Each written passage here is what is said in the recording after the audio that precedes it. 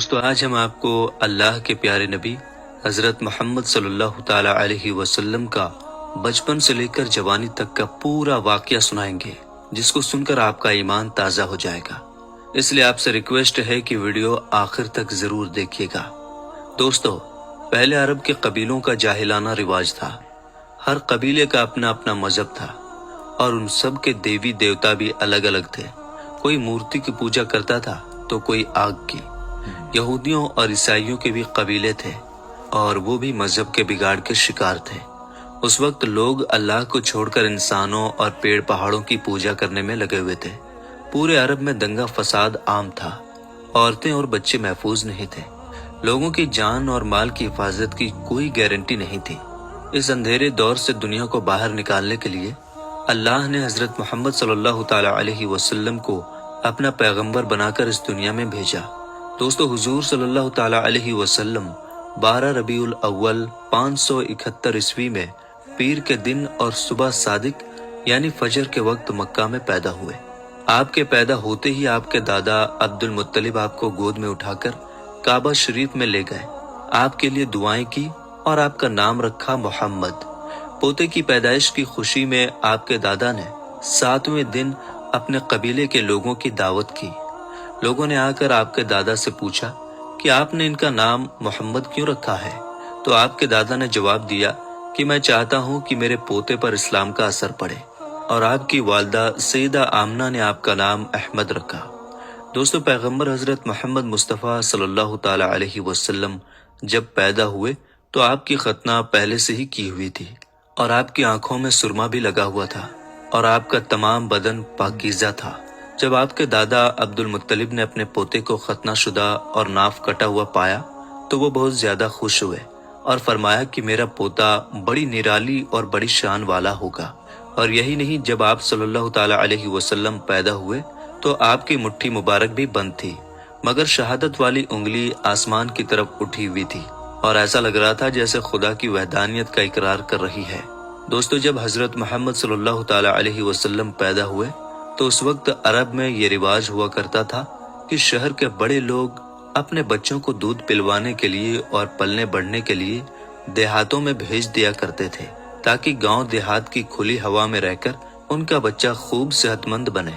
کیونکہ دوستو، اس زمانے میں گاؤں دیہات کا موسم شہروں کے مقابلے زیادہ صاف ستھرا اور زیادہ اچھا ہوا کرتا تھا۔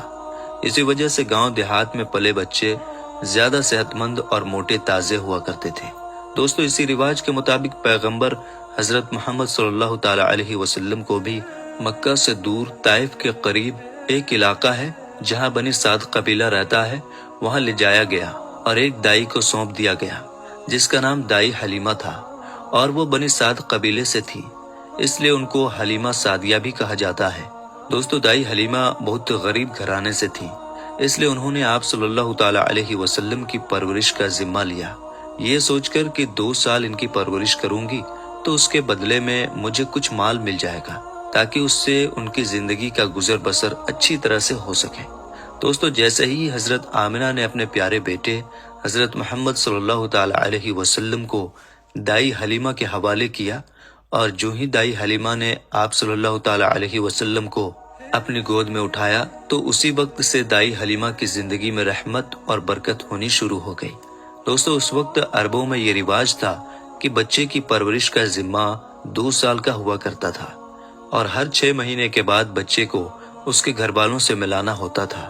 اسی رواج کے مطابق دائی حلیمہ بھی 6 مہینے کے بعد پیغمبر حضرت محمد صلی اللہ تعالی علیہ وسلم کو ان کی ماں سے ملانے کے لیے مکہ پہنچی۔ کے ساتھ ان کا شوہر حارث اور ان کا ایک چھوٹا بچہ بھی تھا جو ان کی گود میں تھا۔ وہ بچہ بھوک سے رو رہا تھا کیونکہ حلیمہ بہت کمزور تھی اور کھانے پینے کی کمی بھی تھی، اس وجہ سے دائی حلیمہ دودھ نہیں پلا پا رہی تھی۔ لیکن جیسے ہی انہوں نے اللہ کے پیغمبر حضرت محمد صلی اللہ تعالی علیہ وسلم کو اپنی گود میں اٹھایا اور ان کو دودھ پلانا شروع کیا تو پیغمبر حضرت محمد صلی اللہ تعالی علیہ وسلم نے خوب سیر ہو کر دودھ پیا، اور آپ صلی اللہ تعالی علیہ وسلم کے دودھ پی لینے کے بعد دائی حلیمہ نے اپنے معصوم بچے کو بھی خوب دودھ پلایا۔ یہ دیکھ کر حلیمہ پریشان ہو گئی کہ یہ کیا معاملہ ہوا۔ وہ جب مکہ آ رہی تھی تو ان کے پاس دودھ نہیں تھا۔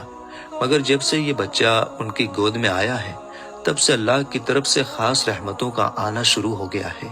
دوستو اس کے بعد دائی حلیمہ اپنے شوہر حارث اور اپنے بچے اور پیغمبر حضرت محمد صلی اللہ تعالی علیہ وسلم کے ساتھ ایک دبلی پتلی سی اونٹنی پر سوار ہو گئیں۔ وہ اونٹنی جب بنی سعد کے قبیلے سے نکل کر مکہ کی طرف آئی تھی تو وہ بہت سستی سے چلتی ہوئی مکہ پہنچی تھی، لیکن اب معاملہ یہ ہوا کہ دائی حلیمہ کی اونٹنی سب سے آگے چل رہی تھی۔ دائی حلیمہ کی سہیلیوں نے اپنی آنکھوں سے دیکھا کہ دائی حلیمہ کی یہ وہی اونٹنی تھی جو مکہ میں بڑی سستی سے آئی تھی۔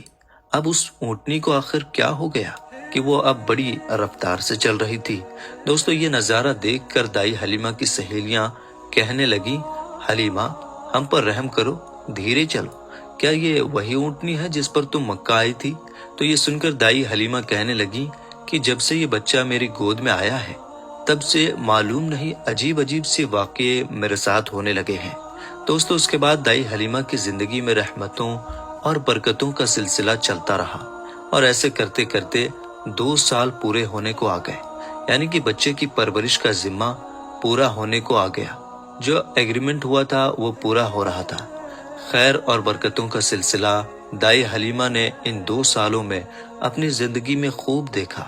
اس وجہ سے ان کا دل نہیں چاہ رہا تھا کہ وہ اس نورانی بچے کو واپس اس کے گھر والوں کو سونپ دے، مگر دستور کے مطابق 2 سال کے بعد اس کو واپس سونپنا ہی تھا۔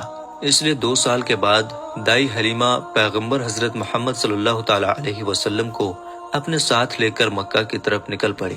جب وہ مکہ میں پہنچی تو حضرت آمنہ سے کہنے لگی کہ آپ کا بچہ بڑا ہی برکتوں اور رحمتوں والا بچہ ہے۔